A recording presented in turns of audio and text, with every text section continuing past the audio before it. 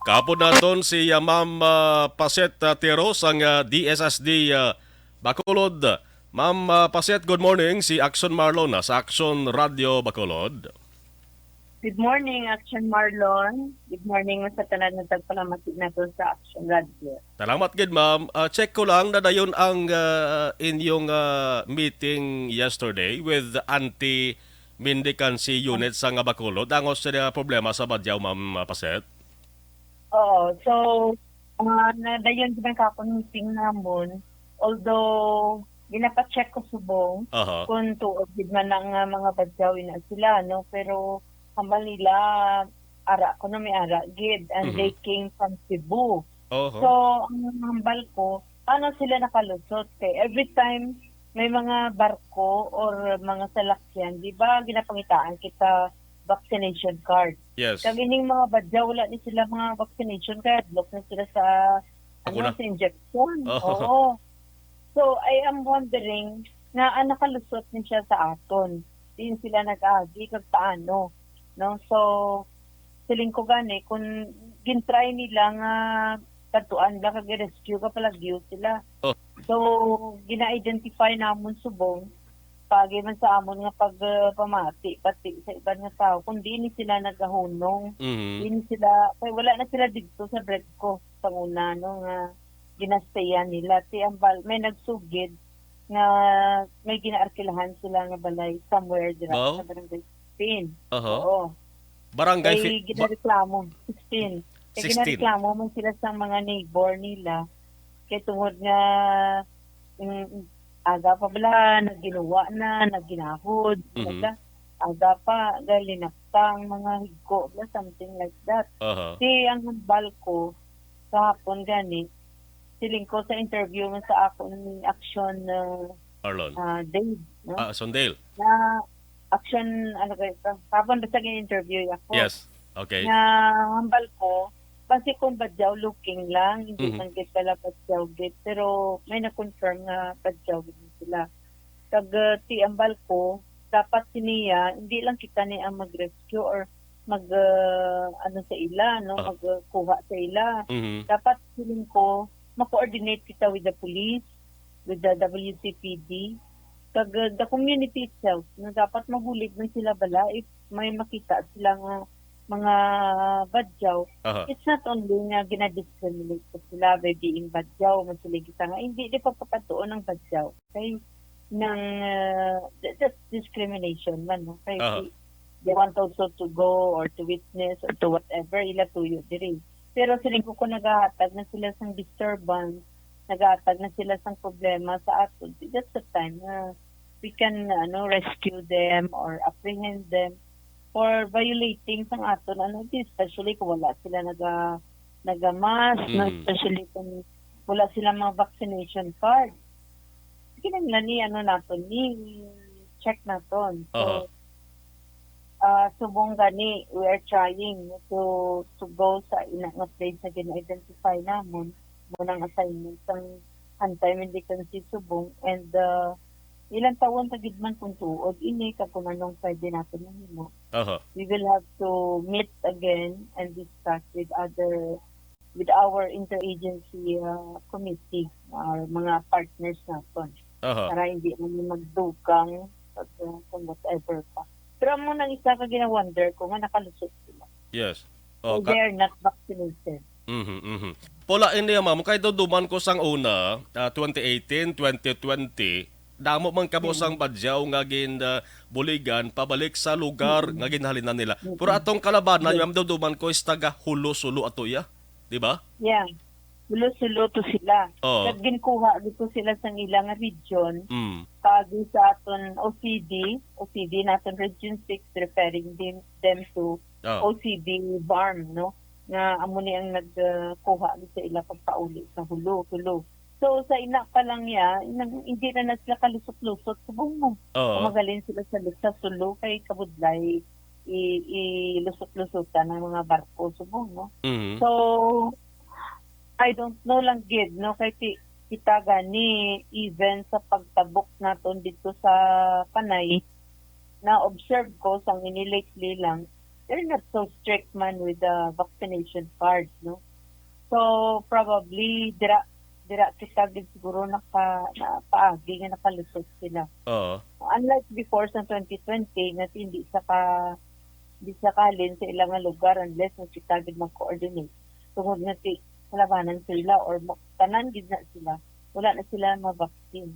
Mm. Wala na sila makakuha sa COVID-19 nato nga vaccine. Aha. Okay. Ma'am, sang gin-check niyo nga may ara sila gin arkilahan nga puloy-an gid dara sa may barangay 16. Bulo banta lang ma'am ha. Mga pilagid na sila kabilog.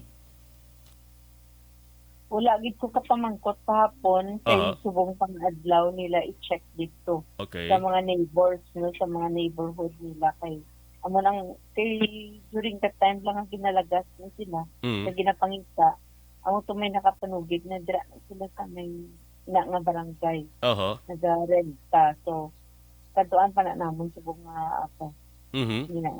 So na-mention mo ma'am nga daw nakamutik sila nga gina pangtipon sila daw nagapalagyo sila. Hindi ka mo ayahan mabubudlayan sila ulihis na sila magpang nipon sila. Daw Pero kapalagyo budlayan sila? kita unless Oo. may police kami na upod. No? Yes. So, we will be requesting the presence niya sa aton nga PNP or Mm. WCPD para magbulig ng samon kasi syempre inibla nga bulaton. Hindi ba na ginamit ang sarangan ng kanila. Aha. So multi-agency nga pagbuligay ni ma'am, ang OCD Region 6 nakapag-iangot na kamo. Wala pa kasi wala pa kami may nabalaan. Okay. Wala pa gid wala namon gid makitaan, madakpan. Mhm. No, may isa lang ni ganita ni 5 ka family nga makuha namon, masunod na lang na ang iban mo. Gani. Galing kay si ano gili namon ni tingoan gid namon nga matipikan namon kundi hindi sila naguhunong. Okay. Kaya wala man sila gid nagatipon sa isa ka public place. Unlike sa una, mabalaan gid na kay they stay in one place, no? Sila nga mga badyaw. Aha. Pero dito sila nagtago din sa kabalay. No? So, may mga instances man kami kung obserbaran ambal sa akon nga task force nga bisan sa aton ng mga kabataan nag-try kita sa street children ta.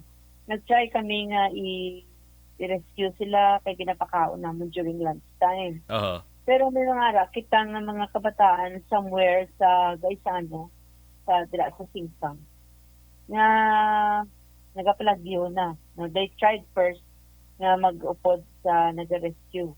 Pinapakaon naman sila. Mm. So next time, nagapalagyo na sila and they observe na there is a person watching over them.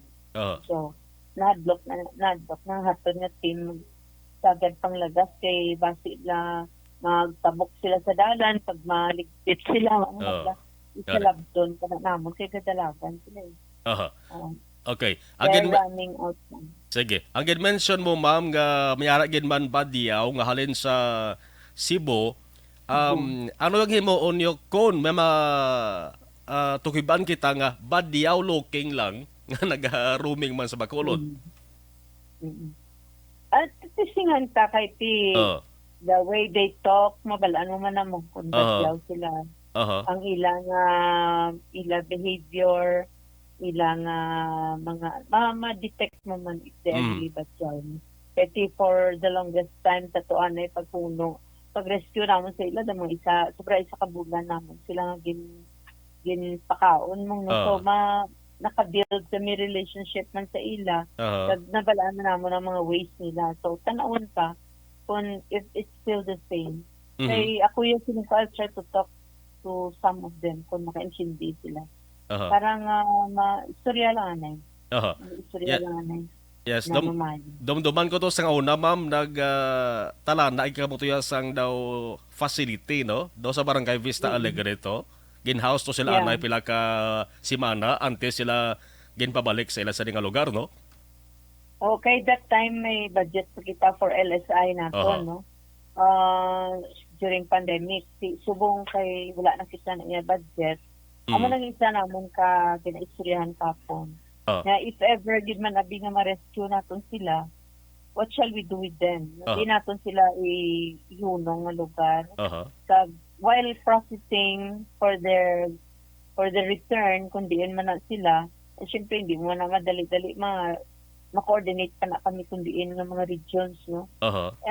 Di naman sila ibutang para hindi na sila makadisturbo sa aton, sa Ah. mga sa pangayo-ngayo, diba?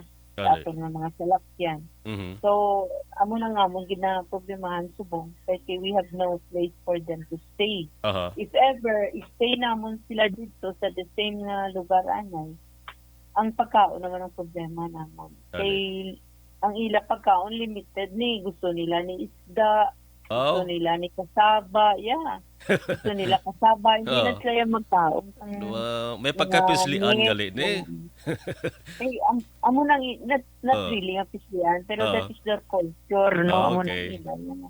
Ah. Staple food, may kasaba lang na sila, yeah. Mhm. Okay na. So, kung amo nila ginapangayo, ang nagudlayan naman is ang ato naman nga request for their food, no? Kaya hindi mo naman madali-dali nga mag-request basta-basta, no? Aha. I really don't know Aha. kung paano namon ni sila amo na nila politikan, marami sa ulo naman. Hindi, Kung oo. diin, Oo.